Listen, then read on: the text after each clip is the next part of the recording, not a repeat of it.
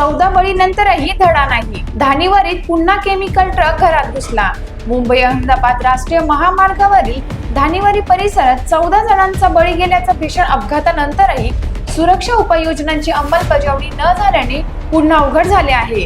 गुरुवारी याच धोकादायक पट्ट्यात केमिकल वाहतूक करणाऱ्या भरधाव ट्रकने नियंत्रण सुटल्याने तो थेट रस्त्यालगतच्या घरात घुसला.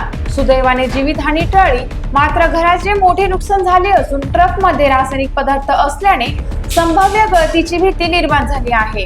14 जणांच्या मृत्यूनंतर संरक्षण भिंत, क्रॅश बॅरिसर्स व रंबल स्ट्रिपची आश्वासने देण्यात आली आहे, मात्र प्रत्यक्षात कोणतीही कार्यवाही न झाल्याचा आरोप ग्रामस्थांनी केला आहे. 14 निष्पाप जीव गेल्यानंतरही प्रशासन जागे झाले नाही का, असा संतप्त सवाल उपस्थित करत तातडीने उपाययोजना न केल्यास